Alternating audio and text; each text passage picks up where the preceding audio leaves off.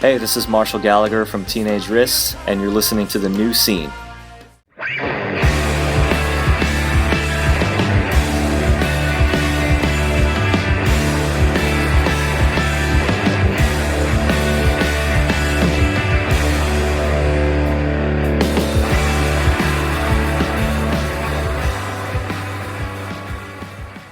Hello, everybody, and welcome to The New Scene. I am your host, Keith, and we're back with another brand new episode. And on the show this week, we have Mike Cunniff, guitar player of Boston Manor. Boston Manor got on my radar this year with the release of their latest LP, Sundiver. It's great, they're great, and I just loved this conversation with Mike. I felt a lot of connection with Mike during this conversation as he discussed his upbringing, his hometown, how he and the rest of the band found each other in their hometown, the making of the Sundiver LP, and there's some good mental health discussion in here too. This conversation has everything, and it's coming up shortly. But first, here's how you can support The New Scene. Rate us 5 stars on Apple Podcasts and Spotify. Subscribe to our YouTube channel. We have a main channel with full video episodes and a clips channel with clips from select episodes. We have shirts for sale at our store at Death Wish Inc. Pick one up. It's a great way to support the show. And you can follow us on social media at New Scene Pod. Also, don't forget to support Iodine Recordings. Gregor Samsa, 4013.5. The out-of-print post-rock classic is available now from Iodine Recordings. It's on vinyl for the first time in over 23 years, and it features Gregor Samsa's first 2 EPs. It's been completely remastered by Jack Shirley with updated artwork. The pre-order is available right now, and the street date on this record is Friday, January 31st, 2025. Head to iodinerecordings.com and sign up for the newsletter. You'll find out about all the latest vinyl drops and everything first. Also, you can follow the label on Instagram at Iodine Recordings. Also, say hello to our sponsor for the month of December. 30-Something Records. 30-Something Records is a German independent record label based in Berlin, Germany. It was founded by Matthias and Maren Bacher in 2019. They've got reissues and new releases from exciting artists all over the globe, including Far, The Fire Theft, Star Market, Pop Unknown, Orange 9mm, and more. Salil, So What? The new discography from Enemy of the Sun is streaming everywhere right now. And you'll really dig this if you're a fan of the noisier side of hardcore. Think Early Dillinger, think Dead Guy, think Breathe or Resist. Those are awesome bands, and Enemy of the Sun is an awesome band, so check it out. And Belgian folk artist Philemon just dropped a brand new single called Hold On, so make sure you go check that out. That's from his upcoming debut LP called Waste. And there's 2 vinyl variants up now for pre-order, so go grab one. And limited quantities of Super Bloom CDs and cassettes are back in the 30-something store. Super Bloom are an excellent post-hardcore alt band out of New York City, so go pick something up from them while supplies last. For more information, head to 30somethingrecords.com or follow them on Instagram at 30.something.records. All right, so check back in with me in segment 3. I'll tell you what's going on with me. We'll check in. We'll talk about Knocked Loose on Jimmy Kimmel. We'll talk new music. We'll talk about everything. But right now, we are going to speak to Mike Cunniff of Boston Manor. Enjoy. All right. We are here now with Mike Cunniff. Mike, welcome to the show. Thank you so much for having me. Yes, Mike, it's great to have you here. You know, Boston Manor is up to a lot of great things lately. We just released the excellent Sundiver earlier this year on Sharp Tone Records, and you've been at it for a while, releasing a lot of great music and on a lot of great tours lately. And look, we'll talk about all of that and more. But first, Mike, I want to ask you, how are you doing today? Today I'm doing good. Just kind of recovered from a bit of a cold, end of tour cold that everyone seems to get. But yeah, we only got back a few days ago from Europe. We just did kind of like mostly Germany and Belgium, France, Netherlands, and just a nice 2.5 week tour. I'm feeling good, feeling great. That's awesome. I'm glad to hear you're feeling better. I had this sick thing too. It was like, it would be like 2 days sick, 2 days better, 2 days sick, 2 days better, and then 3 days, 4 days really sick. And now it feels like it's finally gone. I don't know what it is. Everybody's getting it. It's over here and it sounds like over there too. Wow. Yeah, no, I've heard people kind of describing the same thing. Kind of really keeps you on your toes though, doesn't it? You're just like bit of a roulette. Like, is today going to be a good day or not? Yeah, exactly. I thought I was like a mastermind at beating sickness. I thought I willed myself out of it, and I took vitamins and exercised, and I was like, I've got this. But then, no. Oh man, sometimes you just got to lean into it, you know. Right. I try not to take all of the paracetamol and well, you guys call it Tylenol and all of that stuff. Because I feel like that's you almost admitting that you're sick. So I feel like it's a big mindset thing with me as well, you know. Yeah. Trying to stay positive. Yeah, I think the positive mental attitude goes a long way, for sure. Yeah, for sure. So where in England do you live? So I live in just outside of a town called Blackpool in the northwest of England. This is where the band formed. We all were based here at that time. A bunch of us have moved out of town now. Ash has moved to London, Henry's moved to Manchester, but I still remain here in this lovely part of the UK. Well, all right. I've been to London, but I've only been to London. Where is Blackpool in terms of London? I'm trying to get better at my UK geography. It is 5 hours driving northwest of London on the coast. Okay. Is it a coastal town? It is indeed, yeah. It's about an hour away from Liverpool, which is also on the coast, and an hour away from Manchester. Yeah, we're just kind of it's kind of famous sometimes for all the wrong reasons. You know, it was once a very wonderful and flourishing seaside resort town that people in the UK would come and spend their holidays, their summer holidays, especially when it used to be extremely expensive to fly outside of the UK for holiday, you know, like if you were to go to Spain or Italy or wherever. But now, since it's cheaper to fly abroad for a holiday, people still come to the town, but it's definitely well past its prime now. And it feels like it's just slowly been decaying over time. I felt like the last good decade for Blackpool was probably like the 80s or the 90s. And it's just kind of just slowly been drifting into a lot of Americans compare it to Coney Island a little bit. Oh wow, yeah. So that kind of vibe. I'm in Brooklyn, so I'm familiar with Coney Island, and it is a special place for sure. Yeah, special is the correct word, I think. Yeah, unique as well is another word. But yeah, all right. How about cost of living there? Is it good? I feel like it's bad everywhere, but I feel like if I moved to Coney Island, I would have to pay less than where I am now. Yeah, it is. It's compared to a lot of places. Like you can go an hour down the road to Manchester. Manchester has become extremely expensive. Like all of the media and the media industry moved up from London to Manchester, and with that, the price has just shot up. And it's also like become quite easy to get to and from Manchester, between Manchester and London. So yeah, Manchester's become an extremely expensive place to live. But for the most part, the north of the UK is quite cheap. It's a little bit harder to live up here. Like it's a bit more rough around the edges. It's a bit colder, a little bit more miserable. But like, you know, you can afford to buy a house ish. You can afford rent, food. Compared to London, it's and the south, it's definitely a lot cheaper and a little bit more livable.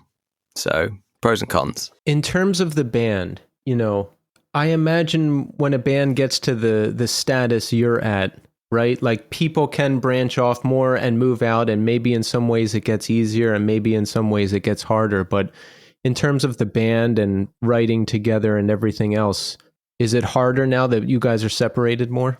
A little bit, yeah. I think it's definitely a lot harder to organize us all being in the same room together, especially since two of us now have kids and we're all, working our side hustles and second jobs because we don't make enough money being in a band. So it is a little bit tricky.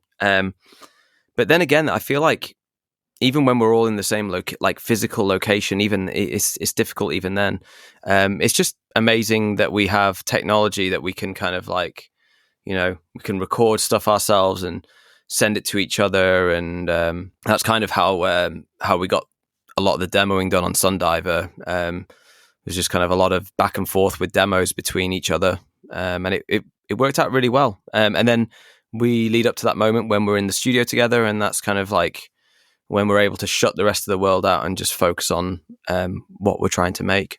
In terms of that geographical separation writing, where you're sending stuff to each other, how complete will a song get? Like, will you get into the studio and the song is completely done for the most part, or do you do a lot of work on it when you get in person? Because, for me, like, I haven't done the remote writing thing yet, and when I write, it's usually I'm in the room with people and we really need to like chop it up that way. How does it work for Boston Manor?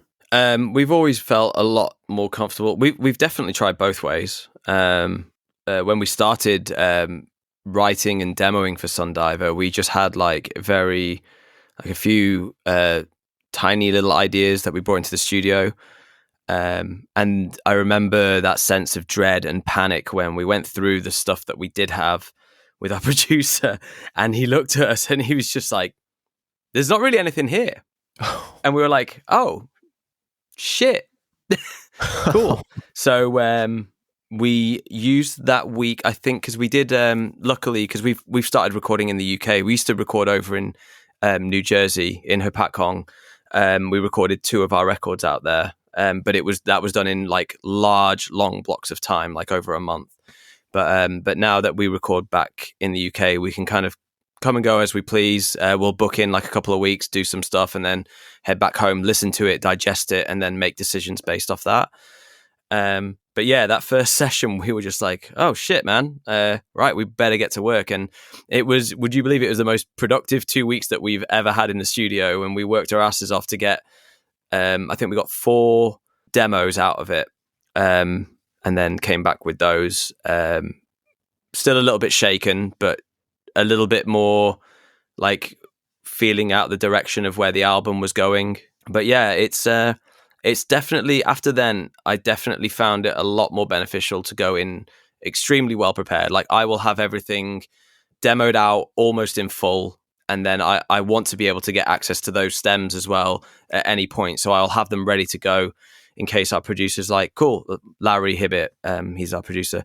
Like, cool, let's send you these stems. Let's work on this right now." And I prefer working that way. I like working smarter, not harder, I prefer doing a lot of the groundwork at home where I'm comfortable. Creativity is not something as well that you can just flick on and off like a switch.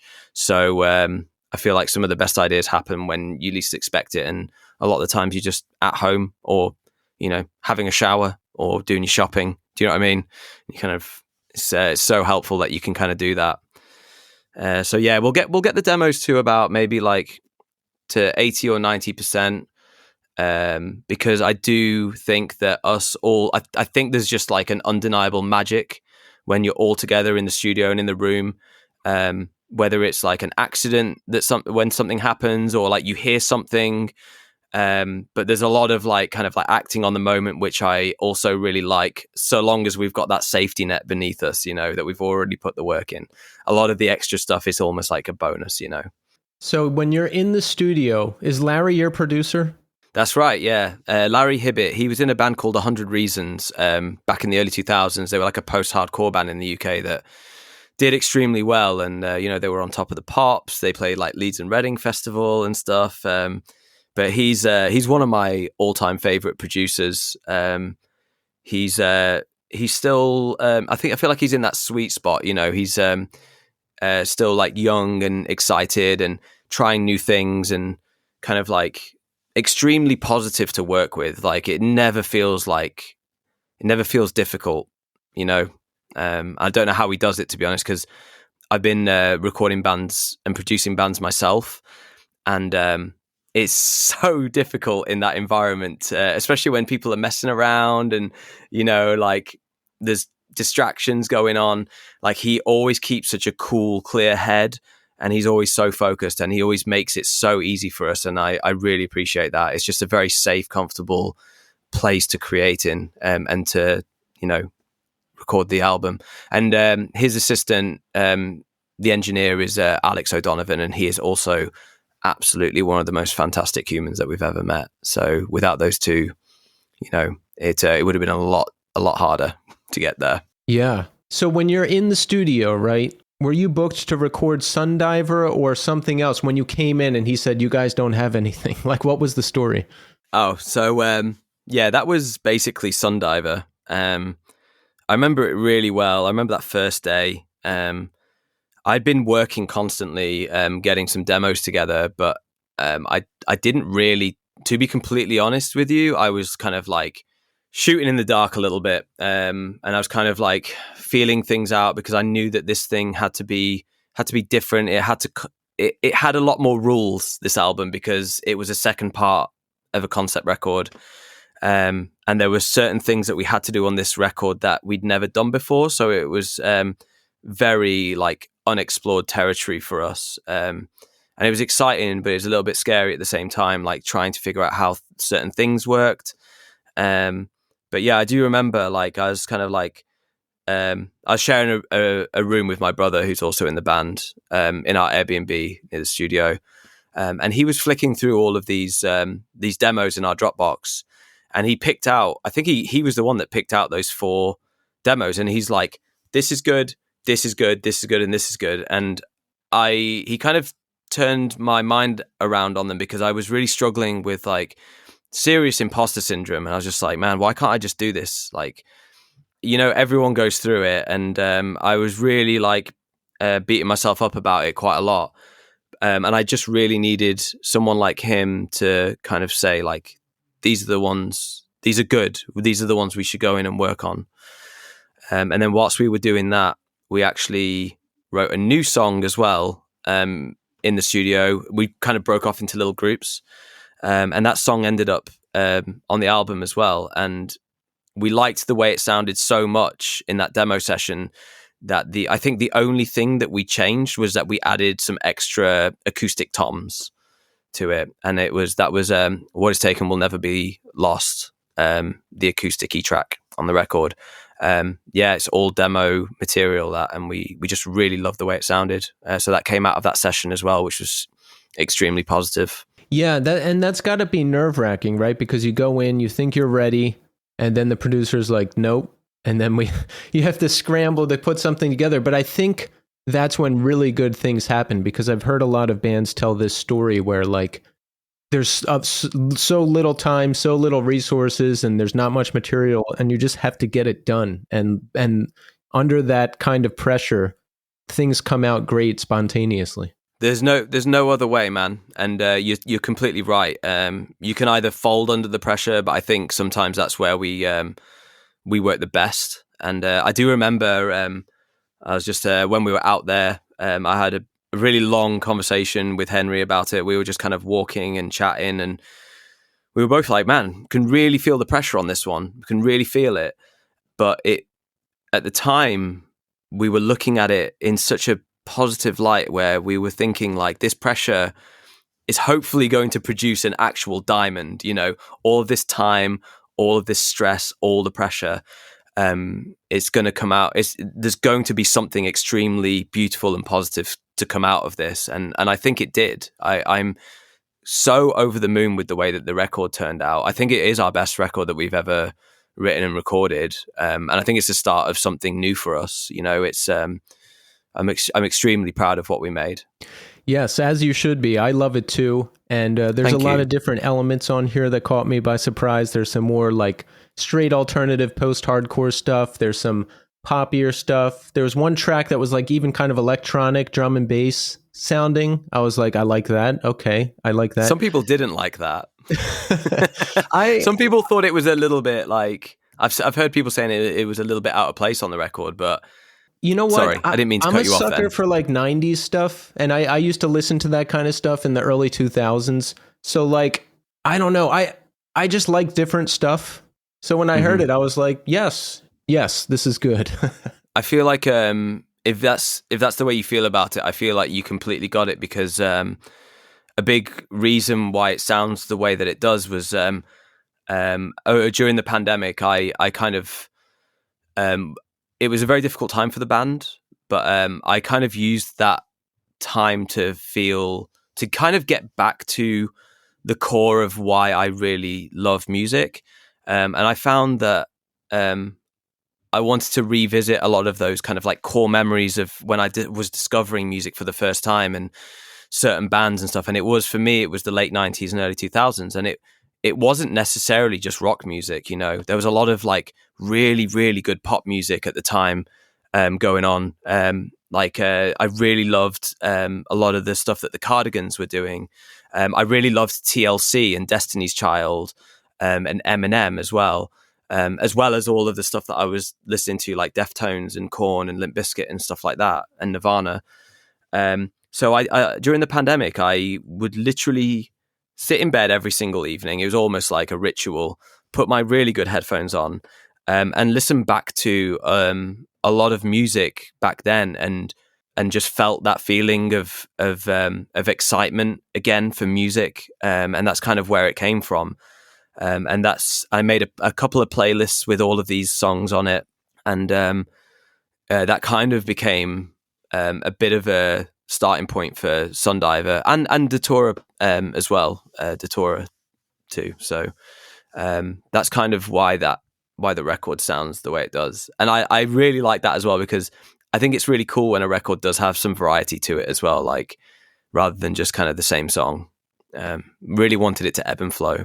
So absolutely, I agree with you. There's I notice that stuff more now. Like if I'm listening to a really aggressive album and then every few tracks they put in something lighter or like an interlude, I'm like, oh, I needed that. I needed that right now. So when people think about that stuff and do that stuff, I love it. And yeah, I wanted to ask about the wide range of influences I saw, all those bands you just named for Sundiver, because I was like, oh, that's an interesting list. And I'm so happy to hear that it came about from like the pandemic and you revisiting stuff, because I did the same thing. Before the pandemic, I just listened to the bands I listened to on Spotify: hardcore, post-rock, hip-hop, metalcore, whatever. All that's all I listened to. I listened to it on Spotify on my headphones constantly walking around. That's it.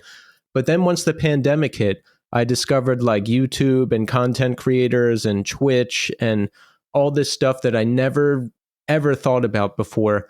And when I did that, I reconnected with a lot of stuff that I used to listen to, or stuff from that era that I didn't listen to. Like I was watching like Primus music videos and I was like, oh, this is sick. Because it would just come into your feed and I was like, oh, this is sick. And I would like watch Soul Asylum music videos again, and I'm like, oh, this is actually cool. And then I would listen to Korn again and I would be like, oh, a lot of this is actually good.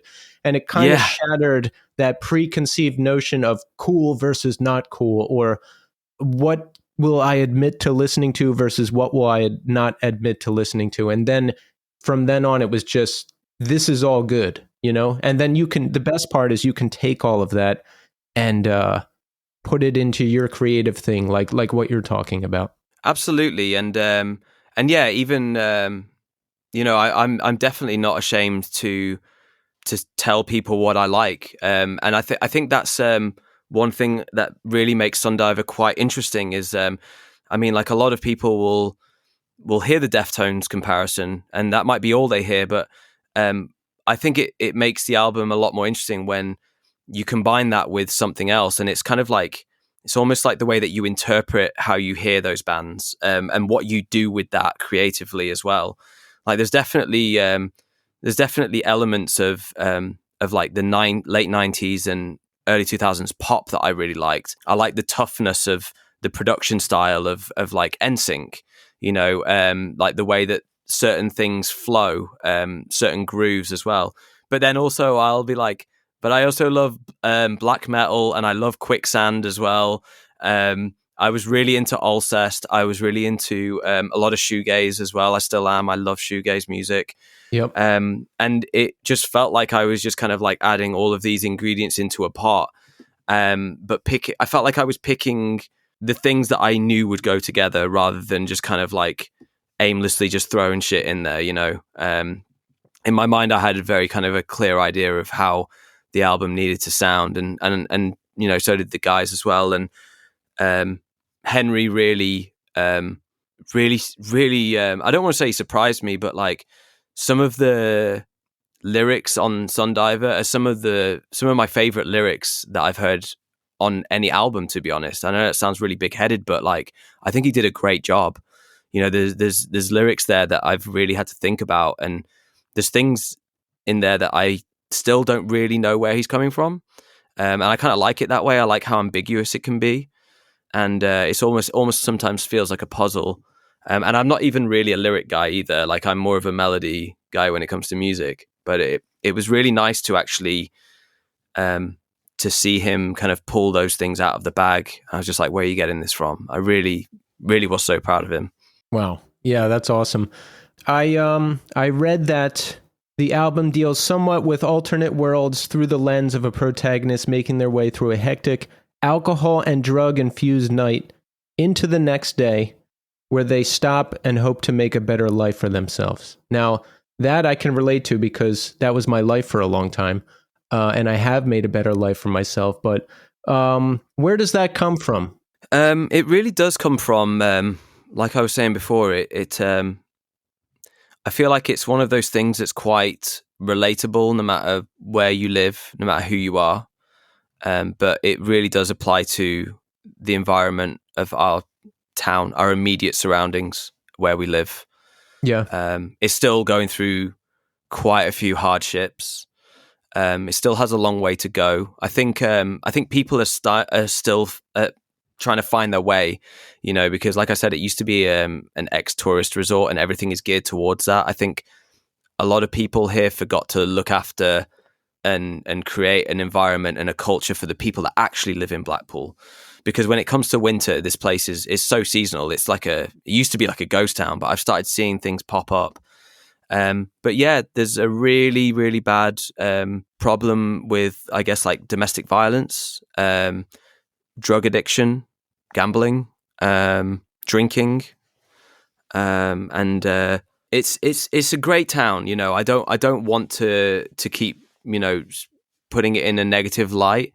But it really is it's a tough town. The people here really love it. They love Blackpool so much, but it still has like a lot of, definitely a lot of hardships, and there's a lot of stories behind it as well.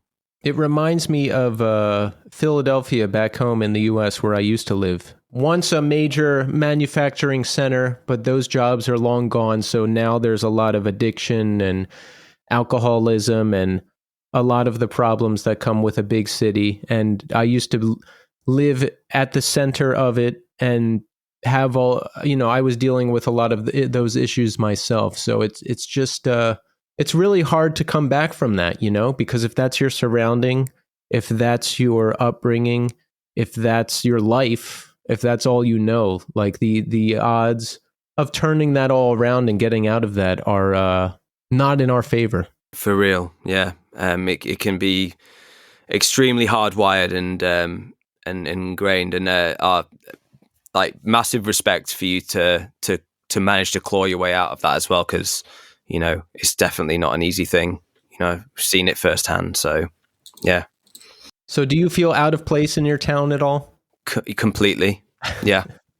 Because the way you describe things, I'm like, well, you don't seem like your life is completely out of control, and you seem like you travel quite a bit. So I'm wondering, like, how it is for you these days. My brother and I were lucky enough I'm a military brat, so my brother and I kind of like have lived all over, which amazing, but also came with its own problems. I wouldn't trade it for anything in the world. I had some amazing experiences, but when you finally kind of settle somewhere, it really, a lot of it does kind of start coming back to you, sometimes in a negative way as well. Like not having any roots, kind of like a little bit of an identity crisis. I've always struggled quite badly with my mental health. I'm quite open about that as well, even to this day.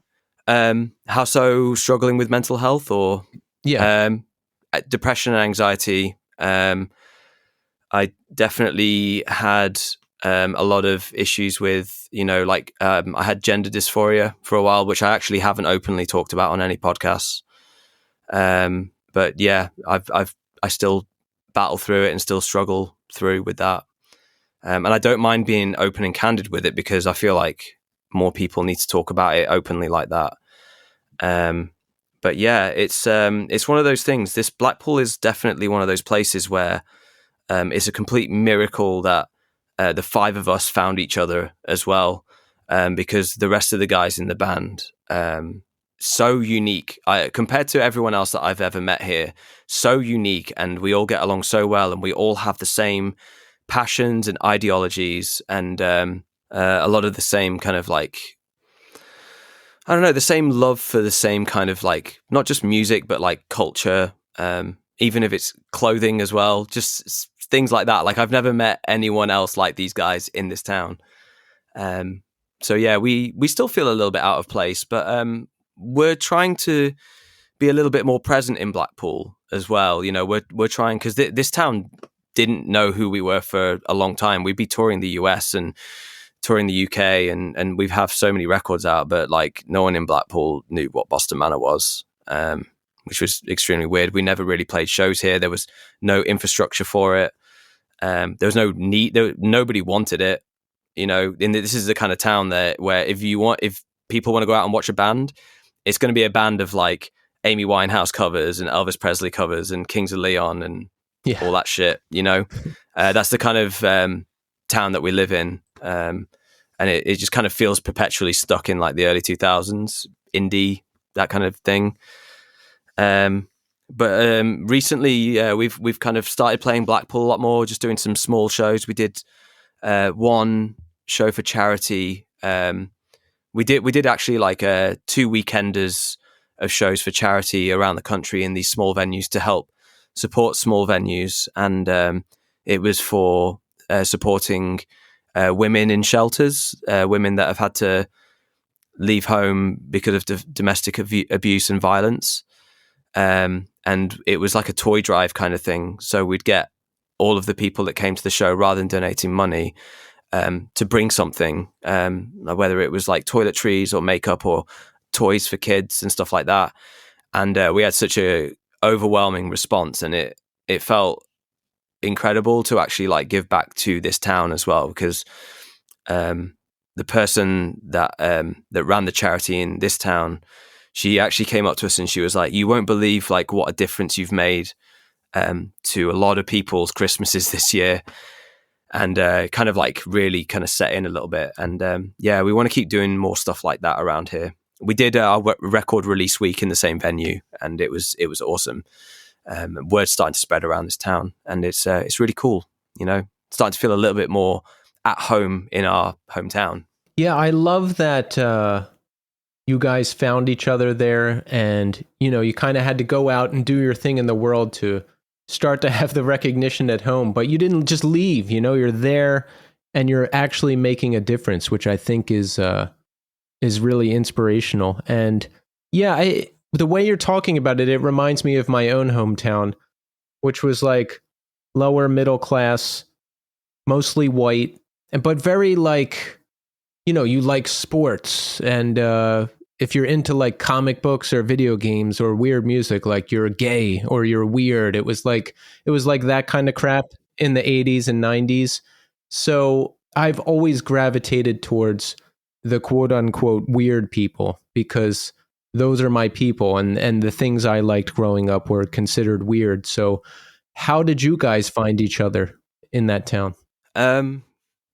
The same kind of deal, I guess. Being part of a subculture and being weird, being an absolute freak, which is, you know, the way that we want to be. It's actually so nice when you find your people as well. We all found each other just through putting on shows ourselves, and we were all in different bands in the local scene.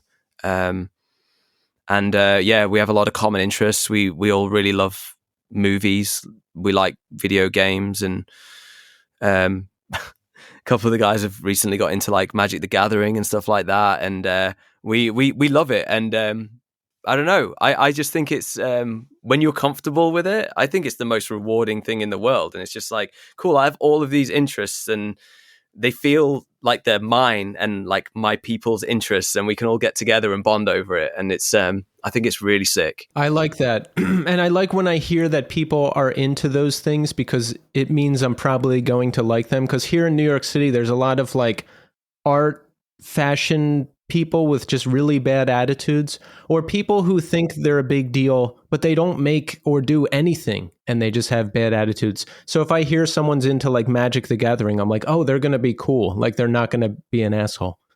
Yeah. And I guess there's just like, there's no need to be that way. You know, we've always been extremely welcoming as well. We're always very warm and open with people. And it's just kind of always been our nature to be that way. You know, we've always kind of learnt from other bands as well that have taken us on tour and been extremely kind to us and been like just ordinary people, you know, no egos. It's just like, yeah, we're all doing this. We're all in this together and we all need to like pull each other up, you know, and that's kind of the way that we always want to operate as well. That's the way we want to roll. We took out on the last tour we just did in Europe, we took out 2 bands from Belgium that we'd never met before, just because we really, really fucked with their music. And just by going off that instinct alone, we instantly became like so just like I don't really know what the word is. We just got on straight away. You know, we had all of those common interests. They were and that was just through music. And I think you can really tell. I think for us, it's sincerity. You know, these were 2 bands that you could tell when you listen to their records and the songs that they make. You could tell that they really, really gave a shit about what they were doing and what they were making, and that it was coming from a really good place and a place of just like wanting to make art and wanting to make something that they really liked. The people behind that music were exactly the people that I was hoping that they would be. And they were so lovely. And we had so much stuff in common with them. And I'm actually hoping to go to Belgium real soon to go and hang out and catch up with them in a non-band setting. So yeah, it's wonderful. Like when you find your tribe, it's such a great thing. And we're always going to try and be warm and welcoming to people like that, you know, because at the end of the day, like, I don't understand where the ego comes from. Like, none of us are really making any money. Like, none of us are famous or want to be famous. We're just trying to have all of these experiences, and yeah, the music comes first for us as well, you know. What was your thing in that subculture where you found the other members of Boston Manor? What was your thing? Like, what kind of shows were you guys putting on? What kind of music were you listening to? I'm curious about like people's entry point into this whole thing. So before, we were kind of me, Dan and I were always in bands together, and they were kind of like pop rock, kind of alternative kind of bands. Henry was in like a kind of like a post-hardcore band, and Ash and Jord were in like a metalcore band. It was just kind of like we were just playing stuff that kind of like at the time, a lot of other, you know, it was kind of like just the stuff that we were listening to, really. But the main factor that really made us want to start Boston Manor was there was just a wave of these incredible bands, a lot of them from Pennsylvania actually and Philadelphia. There's like Tiger's Jaw from I think they're from Scranton. There was Balance Composure from Doylestown. And then there's loads of other bands like Sea Haven, Story So Far. All those bands were kind of like Turnover. All those bands were kind of like young and doing something and making it look extremely doable and achievable. You know, it was very DIY. All of the bands knew each other, and all kind of like they were all friends with each other and helped each other out. And that just like kind of like reinvigorated our want and need to do this and being in a band together again, you know? So yeah, because our band's kind of folded. We tried our best to create a scene in Blackpool, but it kind of got ruined. We started putting on shows in like pubs. They were extremely successful. We'd have like hundreds of kids come down. and then the wrong people found out about it and wanted to do the same thing for their shitty bands. And then before you knew it, there was like people like fucking up the pub, people smashing windows, getting into fights outside and all that kind of shit. So a lot of these places were just like, no more, kind of ruined the chances of us kind of invigorating the scene in Blackpool again. But so that's why we decided that when we did Boston Manor, we had to get a van and get out of here and wait for Blackpool to kind of chill the fuck out for a little bit and just tour elsewhere. Wow. Were people intentionally fucking up the shows because they wanted to be doing something there instead? Or like, what was the deal? I think they just saw that they could make some money off it. It's extremely shallow. I hate to say it, but that's kind of like what it comes down to. A lot of people around here just want to make a quick buck. Wow. Yeah. I want to hope that there was more to it than that, but I don't think there really was, to be honest. Yeah, because, we had our own little scene that we built, and there was guys that put on shows, but there was like a gang of kids that came from the city and like would get venues messed up and beat people up, but that's just what they did, It wasn't like to make any money or something or anything. So I was just curious, like why, No, I think they just saw that how popular these nights were, and they were like, well, we're going to do that and we're going to make money. But it was, there was no sense of community about it. They weren't trying, they were doing it basically for what I thought were all the wrong reasons, and it just ruined it for the rest of us. Because those nights were awesome, man. Like 100 kids jammed into a tiny pub. It was sick. It was great. Really good vibes. It was popping. Those are the best shows, and when it's like a local thing where just everybody comes out, that's the best. That's the best right there, and it always comes and goes. It does. Yeah. And I have very fond memories of that time. So you guys get together. How old are you when the band gets together and gets started? So there's a bit of an age gap between me and the rest of the guys, because it kind of started with me and my brother, who've always been in bands, and then we kind of got in contact with Henry through a mutual friend. But I was 26, I want to say, and the rest of the guys were like 21, all just like in their final year of university, finishing uni, doing their dissertations, and I was working. What is your life like at that time? Did you have any plan of what you wanted to do? Like, did you want to do music full time? Did you think about any of that stuff? It'd always been such a burning passion of mine, like all the way from when I picked up a guitar for the first time and taught myself how to play guitar. Like that was kind of like all I really wanted to do. But to be honest, man, I was a scientist in a hospital at the time. I was a biomedical scientist. I worked in blood transfusion and hematology. I was like doing night shifts and stuff, running myself into the ground, always really stressed and really scared. I worked for the NHS. It was a really, really good team, but it really was so far away from like the kind of person that I am. I was really good at my job, but I never really got any satisfaction from it, and I really wasn't enjoying it, So this thing was an escape for me, honestly. Yeah, I've always been caught between like having to work jobs that have nothing to do with my identity for money, like corporate jobs, versus trying to be involved in music, and just the push and pull of those two things for most of my life. It's it is definitely a battle. It feels like you're kind of like fighting two versions of yourself, because a lot of the time as well, like unfortunately, especially in this country, if you want to do this at like a lower to mid level, you can't really support yourself from it unless you're kind of like a function band or something, like doing weddings and things like that. But if you want to be like an artist releasing music and albums, it's extremely hard to support yourself. And if you have a family, then fucking forget about it, Right. And it sucks that it has to be that way. It sucks that it has to be a quote unquote hobby, Yeah. You have to like commit to the lifestyle almost if you want to do it. You have to have like 6 roommates and be a waiter or a bartender somewhere, and that has to be your entire life basically to do it, and to do it on any real level, and it shouldn't be like that, you know? No, yeah, and you can burn yourself out. The only thing that happened for me was I feel like because I worked in the hospital whilst Boston Manor was still going on for quite a few years, until I finally quit there. If I hadn't enjoyed what I was doing so much with Boston Manor, I would have completely burnt myself out. I remember I did. We drove from Plymouth, which is literally, so we live in Blackpool up here.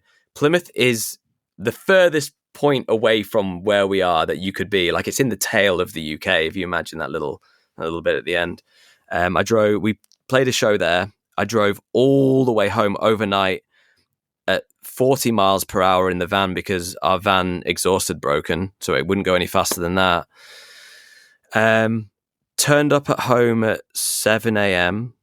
I had an hour to have some breakfast, have a shower, and then I worked a 12-hour shift at the hospital. Oh. And I was so happy. It was tough, but I was so happy. I was so lonely before, I didn't have any friends around here. Everyone that I knew moved away. And then all of a sudden, like, I'm meeting all of these like-minded people, and I'm playing in these places that I'd never been to around the country. And it was exhilarating, man. It was so cool. I was stoked. I was so tired, but I was so happy, honestly. It really did save my life. That gives me hope, because right now most of the time it's right here, work, content. But I'm hoping to get out there and play more and not sleep for 24 hours like you did. So you play in a band also? I do. We have our first release coming out, so more is going to happen in 2025. Awesome. What kind of music? It's like noisy, chaotic hardcore. Sounds right up my street. Yeah. It's send me some stuff when you've got it, man. I'd love to hear it. I'm going to talk to you after this. I'll send you a link. But how did you decide to stop being a scientist and focus on the band? And how do you make things work now? So I think it kind of came. It was a little bit of a spiritual moment. We signed to Pure Noise Records. We were kind of doing a lot better. We were starting to get tours in the US, and we had a full big US tour. And I remember just like literally sat in my bed under the covers writing my note of resignation and just thinking like, well, if we're going to do this, then I'm going to do it. I'm going to put all my eggs in one basket, which I was told never to do, never do that. And I really fully believed in what we were doing. We were a completely different band back then, but there was something going on, and everyone else in the band was fully in it. And I just thought there's no other way of making this work. So I handed in my letter of resignation. They were really, really kind and let me stay on what they call like a 0-hour contract, where I was kind of like working between tours and picking my own hours, which I don't think anyone else in the NHS had that kind of that privilege. But I think they were just so severely understaffed. They kept me on doing little bits here and there. And then when we were touring all the time, back to back with recording as well, like we were literally never home. So I was just like, I'm leaving completely. And we all just kind of, that's what we all did. We all just committed to it. Almost just traveling all the time. But since we've been home now, and since we have like mortgages and responsibilities, we've all had to pick back up on our jobs. No shame in that. I don't think there's any shame in that at all. Some people think that you failed if you've had to do that, and I think that's a load of rubbish. But I started working at a music academy for children, like kids and teenagers at home, kind of recording and teaching kids how to be in a band, which is something that I never thought I'd be doing. I've never taught before. I've never taught kids before. And seeing how talented these kids are at such young ages is absolutely insane. I guess they've got the internet and they've got YouTube now, but just seeing the kind of stuff, like they're writing their own songs and their own music at like extremely early ages, and that has been, I guess, it just feels like another chapter in my life, and it's an absolute pleasure to be a part of that as well, and to see the next crop and the next generation of kids and bands form and have those learning experiences and those moments. It's been really cool, and it's inspired me as a musician again, to see, I guess, like the fundamentals of and the excitement of being in a band from that age and being a musician at that age, and it's kind of like brought me back down to my roots again. I love that. And yeah, never any shame in whatever you have to do work-wise to keep the band going, because if I could just be on tour all the time, but I had to like have roommates again or work some kind of job, I would do it, because that's what's most fulfilling, like to just be able to do that thing all the time. I know that's what makes me happiest, so that's what I would want to do. Plus, this show that we're on right now that I do, like there's a lot of bands out there that I assumed were huge and that's like all they do. But I always ask people like what they do and how they get by, because, I want to know. I think it's interesting. And I think it helps other people out there doing the same thing to hear, like, how do you do this? And a lot of bands I thought were huge and that's all they do. And like, no, they work too. Like most bands work to some degree. Like if all you do is the band, I think that's the exception. Absolutely. And yeah, I don't think there's any shame in that whatsoever. There's just been a few remarks that have been made to us fairly recently where someone has just gone like, oh man, you're too good to be doing that, or you're better than that. And I just think like, I'm not too good to be doing anything right now, man. Like, who says that? Random people online, or like? There's just been a few, I guess, like it's more like passing remarks, and I don't think they meant anything negative really by it, but it was maybe just like the way it came across, and it's just like, I'm not too good to do anything, I don't mind. I don't mind working. I want to be busy. I need to support myself, and we all do, especially those of us that have kids and mortgages. So you mentioned dealing with anxiety, depression. Yes. How do you deal with that? Like, how does it manifest for you? That's something I'm always curious about, because I deal with the same things, and I think that's a major reason why I ended up in addiction for so many years, is because I didn't like myself. I had so much anxiety. I could not function in any situation without being on something. And depression I still deal with, but I'm finding ways to deal with that too. Tell us about how you deal with it. I just want to say, thanks for being so candid about those things. For me personally, it's been, I guess, like a big ongoing battle and a big kind of struggle with myself and who I am as a person, and wanting to fit in, wanting to kind of ignore a lot of the things that make me different, or make me, I guess, compared to like someone who is neurotypical. Like sometimes I just feel like a complete freak for the way that I thought. And lately, I've really been embracing a lot of those things, and I've been learning to kind of like really love those things about me, because without that, I wouldn't be able to be creative. And I don't think I would have maybe the same. Maybe I wouldn't be as compassionate about certain things or certain problems or issues. And a lot of the time for me, like as I finally went to therapy. I didn't have very long because unfortunately my therapist passed away. I had a few sessions with him, and he got bowel cancer, and in those 3 sessions he changed my life. He was apparently a famous singer in the 1970s, him and his wife, Russell Oliver Stone. And yeah, they were like a musical duo, him and his partner. But he'd been through it all himself as well, and through addiction. And his approach was a lot more between, I guess, traditional CBT, but also mixed with like spirituality as well, which really suited me. I think that's a big part of kind of knowing who you are. And I did a lot of meditations. He kind of got me into yoga nidra, which was an incredible way of just kind of like reconnecting, calming myself down, and being a lot more comfortable with myself. And there's some other stuff as well that I feel like I can't really talk about on here.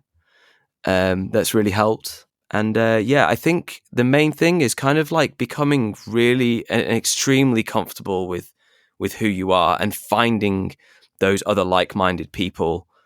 And I felt like as soon as I flipped that switch on deciding to be unapologetically myself, I felt like I was really attracting a lot of those people. Like I can't really explain it, but I found a lot of those other people. They just came to me in a way. I don't know how it happened. I can't really explain it, but there was a bit of a magnetism, and I found my fellow freaks, I guess, and it's been nice. It's been really cool, and I feel a lot more relaxed about it all. I think it's important in this day and age to stop and sit and be still, because the kind of modern day living that we're in right now isn't very conducive to that. People are constantly glued to their phones, and people even say it. They recognize it themselves, that it's an addiction and that it's not doing them any favors, and they still continue to do it. It really is an addiction, and they're kind of given through that. They're given bad news constantly. They're given unrealistic expectations of how they should be living their lives, how they should be famous, they should be beautiful, and they should be in extraordinary places doing extraordinary things all the time. And I don't think our brains are really wired for any of that. I always talk about how life might have been in like the 1960s, where you're walking around your town or your village and you see the exact same people every single day, and the same faces, and you might get a glimpse of the outside world through a television or through a newspaper. But now, by the time you've woken up, you're looking at your phone and you've already seen about like 50 different faces of people that you don't know in your brain, and you've been experienced to all of these sounds and all of this music and all of this like media. And I think our brains are overheating. I don't think our brains can cope with this amount of information. I think it's so important just to slow it down and to stop and disconnect from that kind of thing. And I think it's causing people to burn out. So that was a big thing for me. Yeah, that's something I think about a lot, because trying to get more comfortable with me, that's like my focus over this past year, and I think I'm getting there. So it's really turned around my attitude, which used to be just unhappy a lot of the time, or comparing myself, right, or like just seeking validation from the wrong people. And yeah, the Instagram, like the phone thing, the constant deluge of like stuff is so unhealthy. Like I'll be on Instagram and I'll be like, oh, there's another show I'm not on. Oh, there's another person who's better looking than me. Oh, and it's just like coming. And I'm like, I got to turn it off. And I shut it down and I put my phone down, and I don't even know what happened. My phone is in my hand again and it's open again. And I'm like, oh my God, this is really bad. So I really try to limit.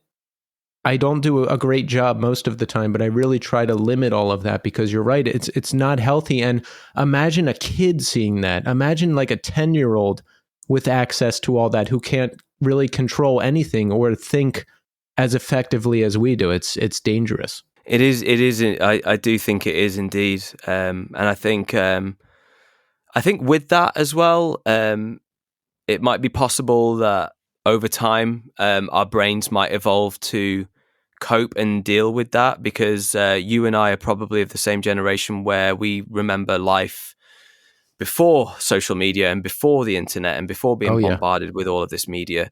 So we always have something to compare it to. But when someone is brought into the world and it's from day one, not from day one, but from when they are, cognitive, and they can remember things and they can interact with the world, that's going to be extremely commonplace for them. And, I don't know if their brain chemistry or the wiring of their brain will change and grow to suit that kind of, and to deal with that kind of thing.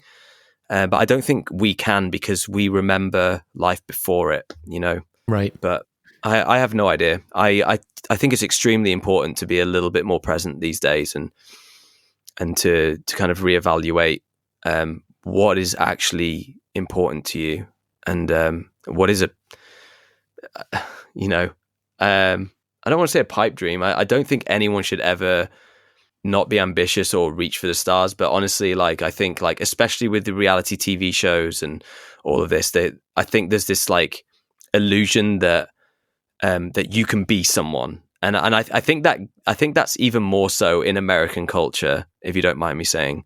I think there's the illusion of the American dream that you can be someone, or you can be rich, or you can be famous. As a great man once said, it's called the American dream because you have to be asleep to believe it. I love that. I'm gonna actually write that down after our conversation. I love that. I agree with everything you're saying, and I could go on all day, but I want to ask you more about the band. Now, are you happier now? You have to be happier now, right? Because the band has Sundiver out now. It's a fantastic record. You're getting on a lot of great tours. I think I saw that you were touring with Good Charlotte at one point. Do I have that correct? Yeah, that was pre-pandemic. That was 2019, yeah. Yeah, so it looks like we're getting on a lot of great tours. We're on a great label. I mean, you have to be happier now, right? Are you?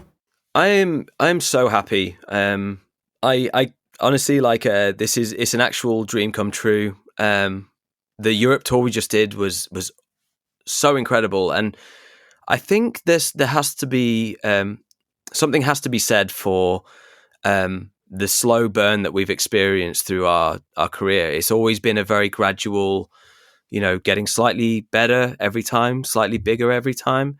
I feel like we've grown like such an incredible and very unique fan base of people that really love the band and really love music. Yeah, it's honestly, like, I feel blessed. It's so nice, and to do it at this scale, and to go and see and travel to all of these places that I never thought I'd get to. Like, we never ever once take it for granted. It's incredible. Had you been to the US before the band? I had, yes. The rest of the guys, I don't think had. I think maybe one of them, I think Ash maybe had gone to Disneyland, Disney World, Florida. I can't remember. I went for a friend's wedding that I met when I was at uni. She got married in New Orleans. So that was my first impression of the States. But there's no way that we would have been able to experience the United States as we would have done if we weren't in the band. I think holidays are just, I don't think holidays really give you an accurate picture. And some people don't. Some people want different things from their holidays, but like, we've got to, especially in the early days, we got to spend a lot of time with the people there in the States. We have a lot of friends out there. There's a lot of people that generously put us up in their homes for like the longest time, because we couldn't afford hotels or motels. And if we could, it would be one room and we'd all cram in there with our Walmart inflatable mattresses, Yeah. So we stayed on a lot of people's floors, and we met a lot of people out there, and experienced a little bit more of like American living through their eyes, and we'd always go out of our way to check out national parks. If something looked interesting to us, we'd go and have a look and try and immerse ourselves in the culture as much as possible. Yeah, and like I said, we're extremely blessed to do that. Not many people get to do that. So yeah, very cool. Very cool country as well. I love America, I absolutely love. There's no place like it. Yeah.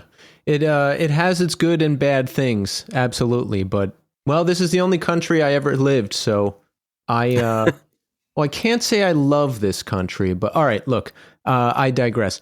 Do you remember the first show Boston Manor played over here? Yeah, I do, actually. It was in Albany, New York, at the Fuse Box.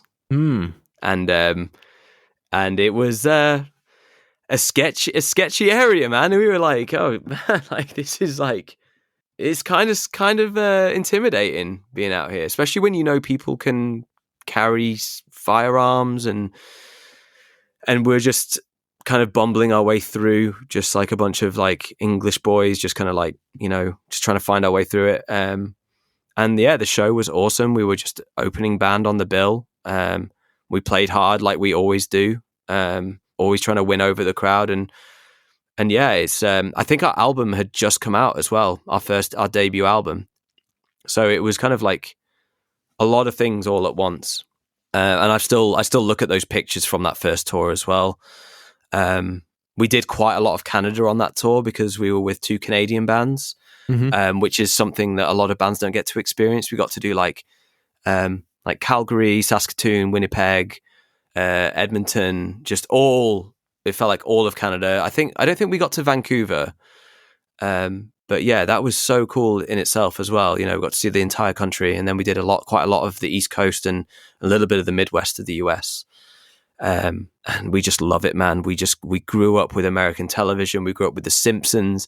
We grew up with Friends. We grew up with all of our films, our American movies, and it was cool to see it firsthand. It was so cool, Was it different than you expected? Like the first time I went to Canada, I went to Toronto, and I just expected it to be way more Canadian, like whatever that is in my mind. But I was like, oh, it's kind of like not too different from certain Northeast American cities, I guess. Like, how was it for you being here the first time? Yeah, well, Canada, I feel like, I think you're totally right about Toronto. That could easily be like Chicago or Manhattan or something. Yeah, but what I will say is Ottawa kind of gave me that experience of that Canadian experience. For America, like I feel like everything was exactly as I anticipated. Everything was just really impressively big. I remember everything, whether it's the cars, whether it's the buildings, whether it's the national parks like the Grand Canyon. I just feel like it's just so vast. Like you've never, as someone, even in like Europe and stuff like that, like none of us had ever driven through a desert before where you have no phone signal. You have horizon after horizon just to drive over in a straight line. You're out there. Like it feels like an actual adventure. And that's something that we really loved, just like big old road trip. And yeah, maybe we've been sold the American dream too over here, through the media. Like we wanted all of that kind of stuff. We wanted to experience all of that kind of stuff. Yeah. And we think it's such a wonderful country filled with amazing people.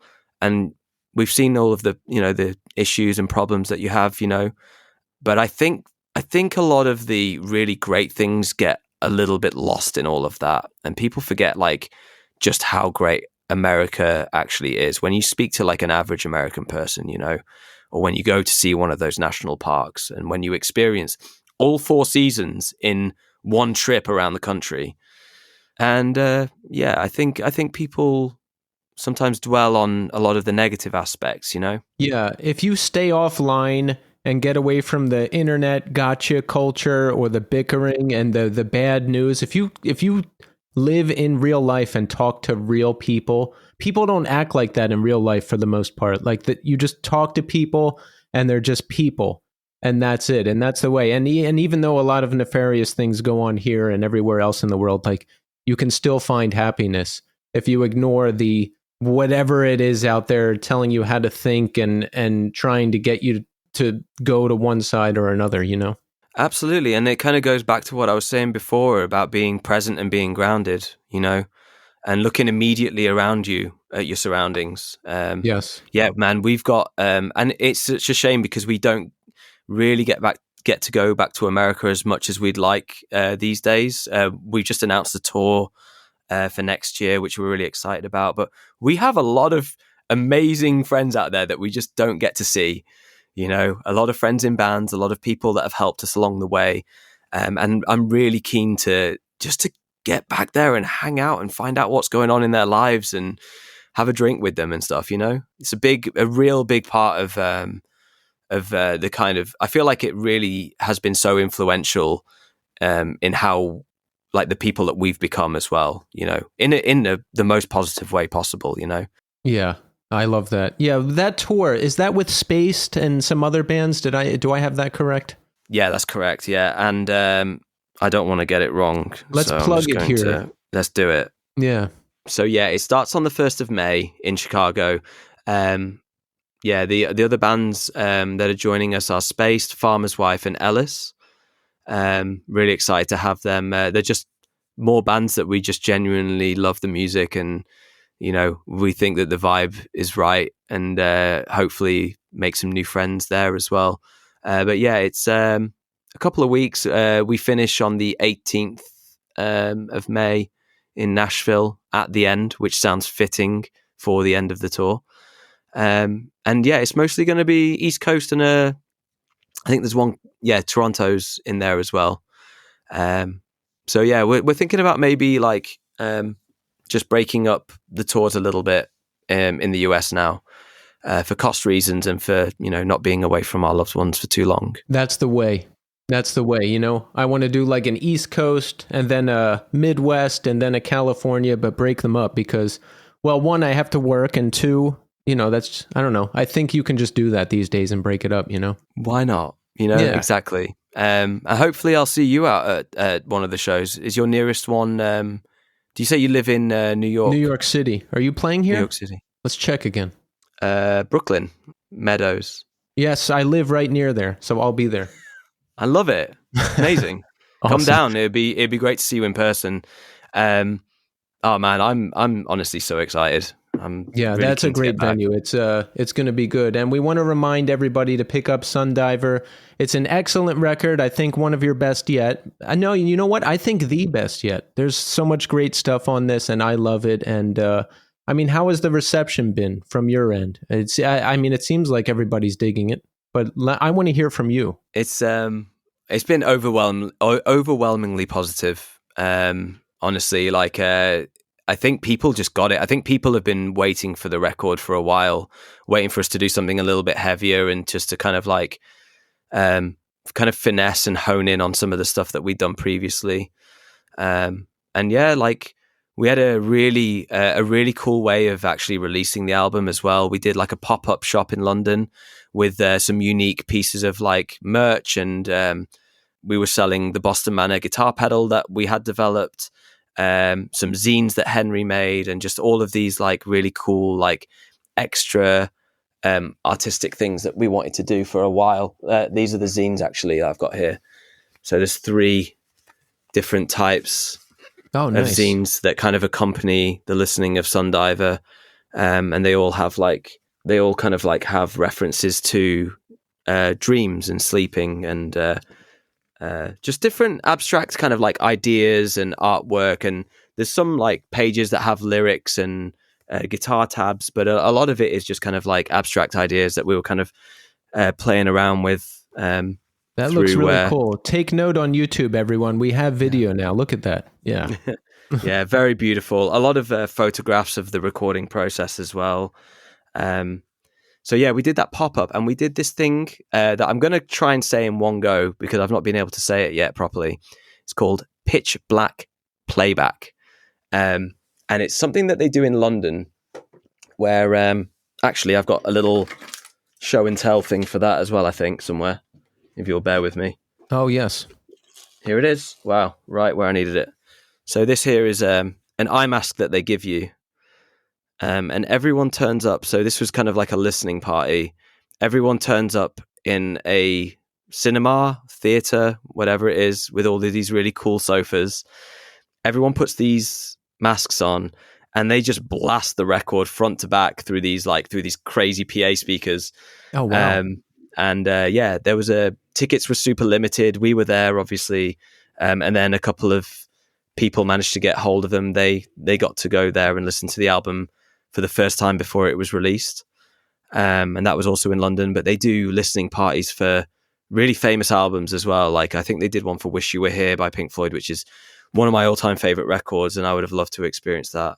But it was really cool to be a part of that and to actually to do it. And yeah, just all round people just love the record. It's been really cool, really positive.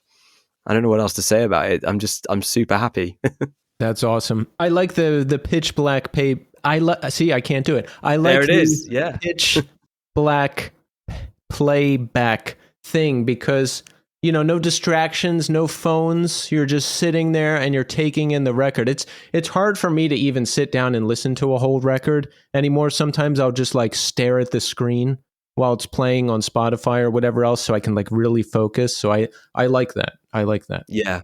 it's cool. Like you said, it forces you to kind of be present with it, and I think there is something to be said for kind of like, you know, cutting off some of your other senses.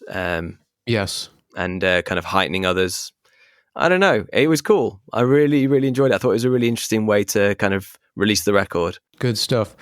Well, Mike, this has been great. You know, I love the band. I love the new record. And I just want to say thank you so much for coming on the show. Thank you. It's an absolute pleasure. Thanks for having me.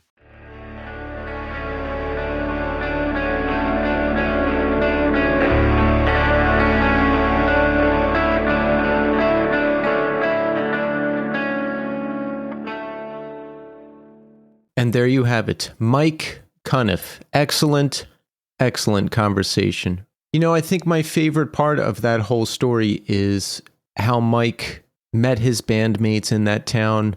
You know, all the misfits coming together, finding each other, forming this great band, and that some of them are still in the town, you know, putting on shows, doing charity, giving back. I like that Mike is doing that. I like that he's giving back. And it's interesting that they had to go out there in the world and do their thing before they came back and got their recognition in their own hometown. And I'm glad they did. And yeah, it was just a great conversation, really connected with a lot of the things Mike said. I felt a lot of connection in the way he was brought up, a lot of similarities to his hometown and mine where I grew up. And Boston Manor is a great band. If you haven't heard Sundiver yet, you really should. It's an excellent, excellent record. They're a great band, and I'm looking forward to seeing them live when they're in New York City this coming May. So thank you so much, Mike, for coming on the show. So let's check in. How are we doing? I am doing okay. You know, it's been a week of ups and downs. This winter has been taking a bit of a toll. Winter is usually my favorite season. Don't like summer. Don't like when it's really hot because you're stuck inside and there's nothing really to do. So I prefer winter because you have more control over the temperature. You know, if you want to go outside, you can just put on more layers.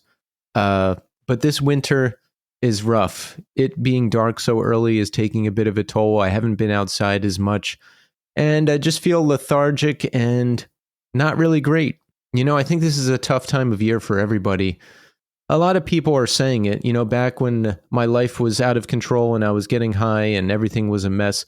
This was a tough time of year because I was always broke and I didn't know how I was going to get any money and I didn't know how I was going to buy any Christmas presents and I didn't know how I was going to afford anything. And that's not so much of a concern anymore, but, you know, just the depressive feelings that can come up sometimes, or the lethargy, or just feeling low energy, or feeling bored, or just generally feeling uncomfortable. There's been a lot of that lately. I'm sort of in a holding pattern, waiting for things to get going, but I'm just staying focused on positive things, getting outside when I can. I ran for the first time in like a month. I did a mile because I haven't run in a while, and it was rough.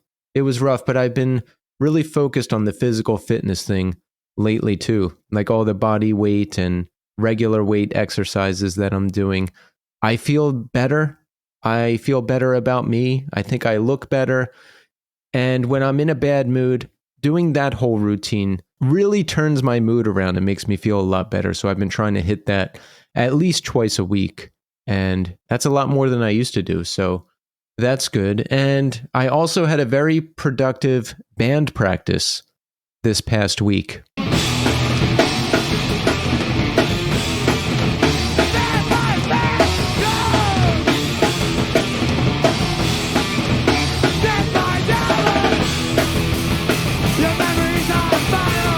So I just picked up the Jugendistil from God City Instruments. Take a look at that.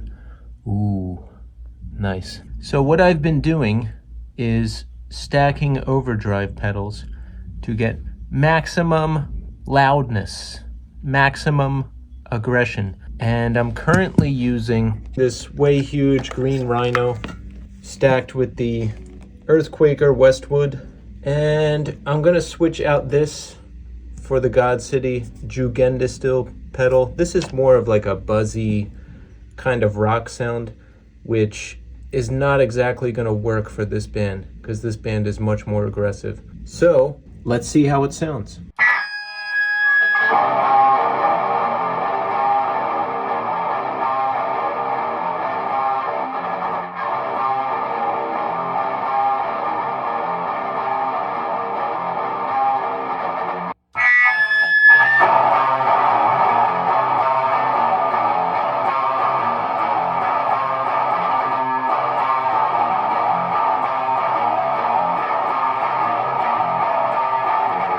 I think we have a winner.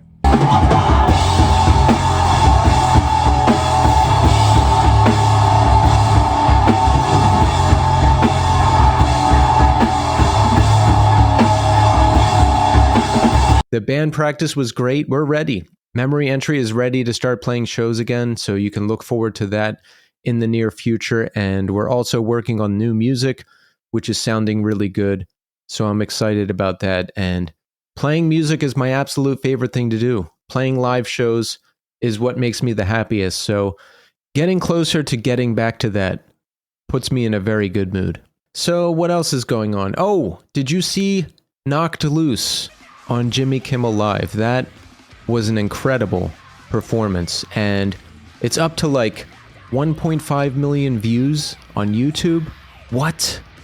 I just like the idea that mainstream crowds or maybe younger kids or someone out there is getting exposed to this music for the first time on Jimmy Kimmel Live. So that's great. But you know what? I'm curious about what younger people think of this whole thing. So if there's anybody out there in the 15 to 20-year-old demographic, sound off in the YouTube comments below or Spotify comments or email me at newscenepod@iodinerecords.com.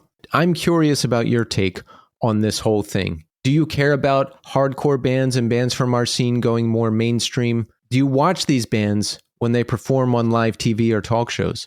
Do you watch TV at all? I'm curious about your perspective, so let us know. I remember when I was 16 or 17, there was a brief period of time where I was really protective of this music and this scene and the bands in this scene. And I was like, no, I only want me to know about it. I don't want the mainstream outside world to know about it. But then I think by the year 2000, At the Drive-In was really blowing up. Relationship of Command had just come out. The band was doing huge things. It was the first band from our scene that I saw that was really going to major heights. And I remember a bunch of us being gathered around the TV at my friend's house. It must have been the year 2000. And At the Drive-In was performing live on USA's Farm Club. That was a late night live music show on the USA Network. I think Matt Pinfield hosted it. But I remember watching that and I was just like, oh man, wow, they're on TV. That's wild. And by then, you know, it was just kind of the norm. That music was starting to blow up. A lot more bands were starting to blow up. It was more commonplace to see them in the mainstream. So that was the turning point. And after that, I was like, well, this is what it is. Okay, so we are only 3 Apple Podcast reviews away from 300. We just need 3 more. So if you have an iPhone, you can rate the show on Apple Podcasts. Just open up the podcast app, search the New Scene, scroll down a bit, and hit that 5-star button. You can also write a review, and if you write a review, I'll read it in the end at this section of the show. But December is almost done, and we have to hit 300 by the end of December. It is a goalpost I've set up for myself, and we're so close. Let's get this done, and then we can take a break until, I don't know, summer of next year. But thank you so much, everybody, for your support of the show. We've got a lot of great shows coming up. We've got this new video thing going on, and that's been a lot of fun. So if you're interested in seeing the video version of the podcast, make sure you go to our YouTube channel and subscribe. And then I put bonus video content in segment 3 when I have it. So that's there for you too. So we are going to end the show with the new single from SOM. SOM. Have you heard the band before? If you haven't, you really should. They're one of the absolute best newer bands out there doing it right now. They just released their new LP, Let the Light In. It comes out March 14th on Pelagic Records. They just released the first single from the new record. It's called Give Blood. And we'll end the show with that. I'll add it to the New Scene 2024 Spotify playlist. Make sure you go check out that playlist. I add all the bands that have been on the show this year, as well as all my personal recommendations. So go find that playlist, save it, and enjoy it. I'm back next week, and I'll see you then.